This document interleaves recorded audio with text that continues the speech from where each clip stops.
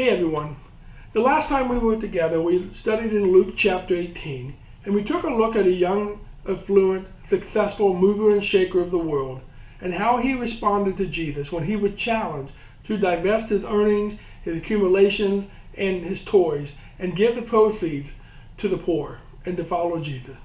Sadly, he walked away.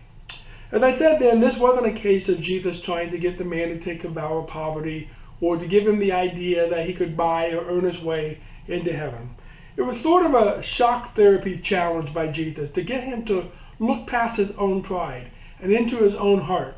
It was to help him to see that he couldn't treat God's principles of life like a mental checklist and then grade himself on the curve.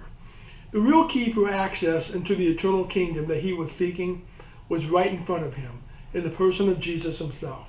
Unfortunately, the young real estate wizard didn't get it, couldn't wrap his mind around it. He just didn't get it. Now today we're going to look into chapter 19, a little bit further ahead, and we're going to see an interaction between Jesus and another wealthy man who did get it. The contrast in his approach to Jesus is remarkable, and the answer that Jesus gives him is encouraging for all of those who are financially blessed, which in America includes most of us, whether we feel that way or not. The story takes place in a town called Jericho. Jericho was an upscale neighborhood with a lot of wealthy merchants and citizens. Think Silicon Valley or Palm Beach, Florida. The town was known for its luscious rose gardens and its rich balsam groves that gave off a wonderful fragrance and had medicinal properties. The Romans exploited these things and shipped them all over the world. A town with a lot of money like this was also fertile ground for a tax collector to set up shop and make a good living. Now today we meet a man by the name of Zacchaeus. We'll call him Zach for short. And Zach was not only a tax collector, he was a chief tax collector, which means that he was like a regional manager. He not only collected a good income from the taxes that he collected himself, but also got a portion of the profits of the other tax collectors in his area.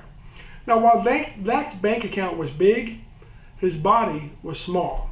He was known as a short man, so short, in fact, that he could not see over the crowd that surrounded Jesus as he was making his way through Jericho. But being resourceful and forward-thinking, Zach kind of figured out the direction Jesus was going, got ahead of the crowd, climbed up into a sycamore tree just so he could have the chance to see and hear this famous teacher and healer. Now, as you probably know, a tax collector in Israel was usually a Jewish man who worked for the Roman government. So he was considered a sellout or a traitor to his own countrymen.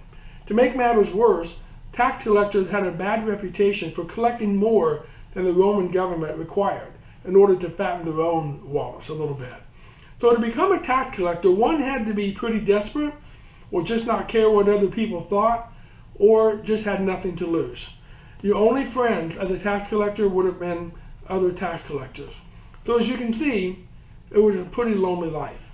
Chances are, though, that one of Jesus' own followers may have known Zach, at least by reputation. His name was Levi or Matthew, or some know him. He was a tax collector too at one point. Maybe it's because of Matthew that Zach thought, maybe this Jesus will give me a chance. Maybe he won't judge me or consider me an outcast like the rest of society does. But even Zach had to be shocked by what happens next. Not only did Jesus come in his general direction, he actually stopped and began a conversation with the tree-climbing taxman. Even more impressive, he called Zach out by name.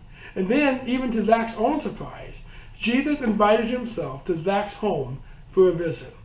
Chances are the hated tax collector, he was probably a bachelor. So this was a bachelor pad, and you can imagine how that might have looked. But Jesus didn't care, and Zach didn't hesitate as he took Jesus on home. Everyone else, though, definitely had a few thoughts about it, judgmental thoughts. Think about it if you will. If you saw a famous person like Jesus come into town and all you wanted to do was get close or touch him or maybe have a word with him, and of all the people in the crowd, he looks at the most hated man in Jericho, a crook no less, and tells him he wants to go to his house. You might be a little upset too. But this chance encounter with Jesus at some point leads to an engaging conversation between Zach and Jesus. We're not told anything about that conversation that took place or or what, if any, challenges or teaching that Jesus might have done while he was at Zach's house. But sometime during this experience, Zach is moved by Jesus' presence in his home, and he stands up and he makes a bold declaration. I will give half of everything I own to the poor.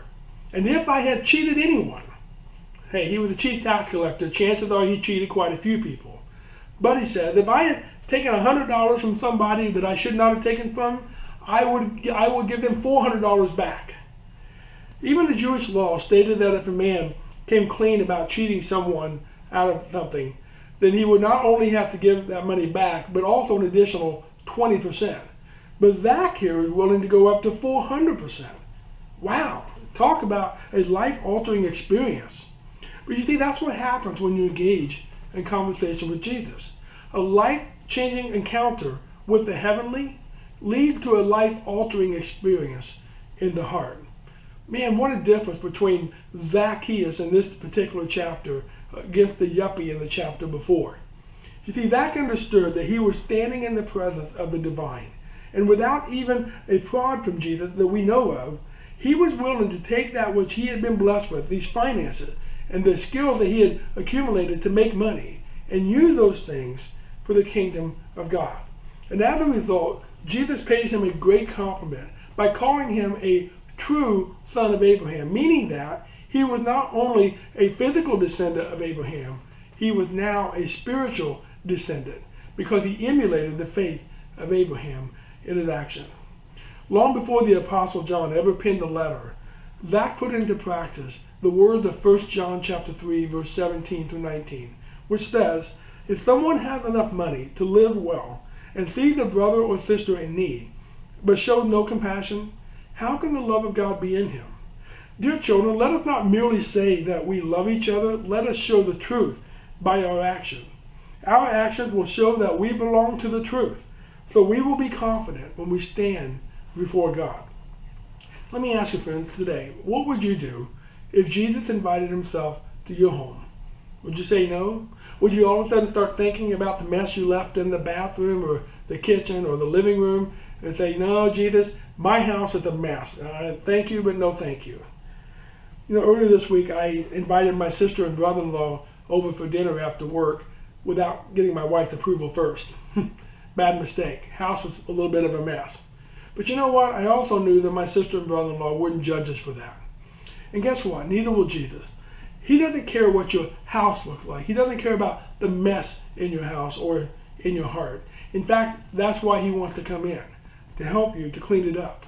He wants to turn your encounter with him into a life-altering experience.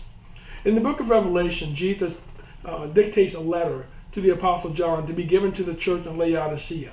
Laodicea was another very wealthy town. They had so many rich people that these people thought they didn't need help from anybody, no matter what the tragedy was. And Jesus tells them, even though they think they're rich, deep down they were wretched and miserable and poor. But he goes on to invite himself into their house. And he says this, look, I stand at the door and knock. If you hear my voice and open the door, I will come in, and we will share a meal together as friends. Those who are victorious will sit with me on my throne, just as I was victorious and sat with my Father on his throne. So friends, if you want to experience real victory in life, do yourself a favor. Answer the door. Stay safe. Love you.